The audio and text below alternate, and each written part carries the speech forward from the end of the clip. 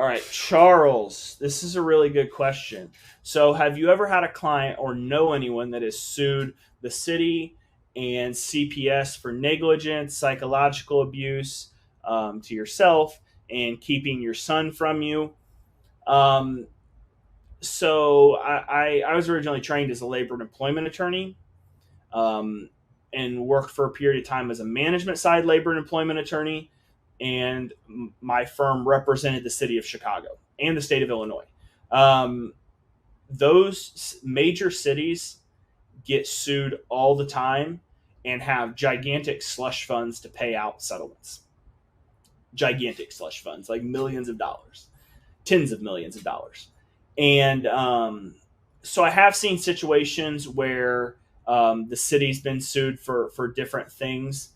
So CPS, though, and involving child custody, you would probably have. So, number one is we've seen, depending on the state, we have seen that they grant certain agencies qualified immunity and they grant certain individuals qualified immunity.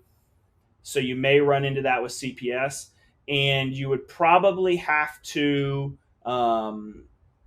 You'd probably have to prove actual bad intent on CPS's part to get that going in any direction. I do have one situation right now where Child and Family Services, which is what California calls Child Protective Services, in a county didn't find that abuse had been occurring.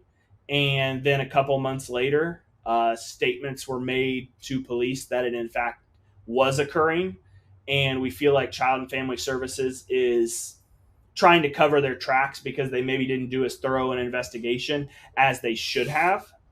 So I currently have a situation like that where we're trying to navigate through, but that's an ongoing custody piece. So the lawsuit against CPS or a city would kind of be a back burner, but that could be that would be something interesting. But I don't know how exactly you would tie the city into it, but CPS definitely has been sued a lot. There's a lot of instances. So Connie Regularly, who's been on this show before, she's had a couple of very well-known cases in the state of Tennessee. She does a lot of advocating for children.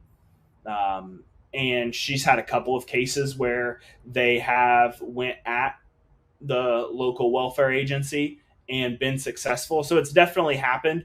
But it's going to depend on the setup and what your state allows and what you're actually able to prove. Because I find that the biggest challenge a lot of times with these with these, say, child endangerment, child abuse, maltreatment, is what can we actually prove and what is just the conclusions we've come to.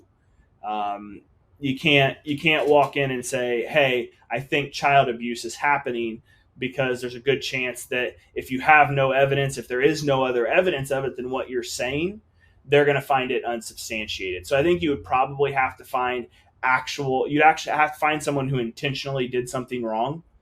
But it's definitely happened.